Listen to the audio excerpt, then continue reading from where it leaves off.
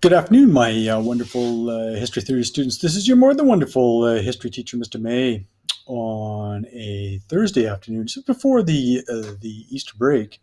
Um, I thought I'd mention a few things that we've been doing and cover some assignments. That assignment on expansion, most people have finished that one. That one looks at the inclusion of the Rupert's Land, which was owned by the Hudson Bay Company, is bought by the Canadian government. The expansion to the west coast, the British Columbia becoming a part of Confederation, and a really important part because it keeps the Americans below the 49th. They were looking for a route to a land route to Alaska and had been negotiating with British Columbia to join the United States, but fortunately Macdonald is a sly fox, as they call him, and brings British Columbia into Confederation. And PEI also joins during this time period. In 1878, a new election is held, and Macdonald wins that election, and he implements the national policy. And I've asked you to do that assignment, and that one looks at the construction of the railroad, and certainly a very important part of our history, unites the country from coast to coast.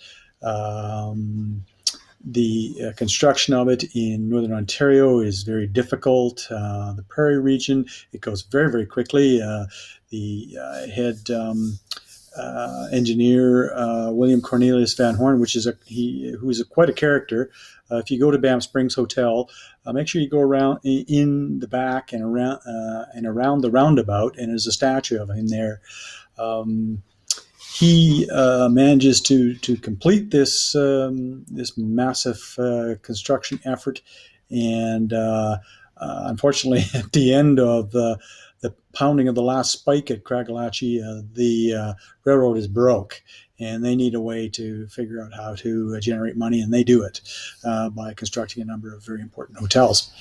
Okay. That brings me to the next assignment. It's the one on treaties, and certainly a very important part of our history here in this province.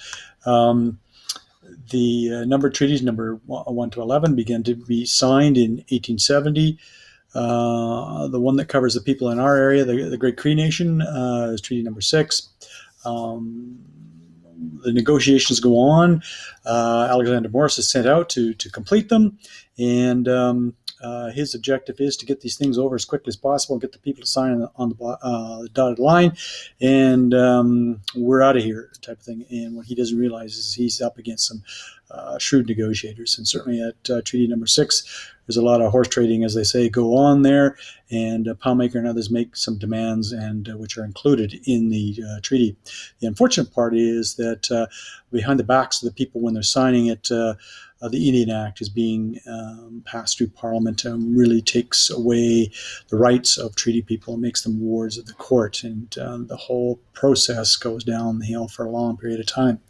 The last assignment, which I posted there, deals with creating a timeline on Riel. Again, he comes back in 1884, and depending on which side of the issue you're on, it could be described as the Northwest Rebellion or the Northwest Resistance. And you can figure that one out yourself. I'm asking you to create a timeline. I've given you the instructions there, and I've given you a due date for that. Okay? All right. We do not have official classes next week. You can email me. I may or may not answer. I don't know. I'm going to do some marking. So if you're behind, it's time to catch up. And a time to pick up your socks, so to speak. Okay, that's enough for me. So we'll see you online.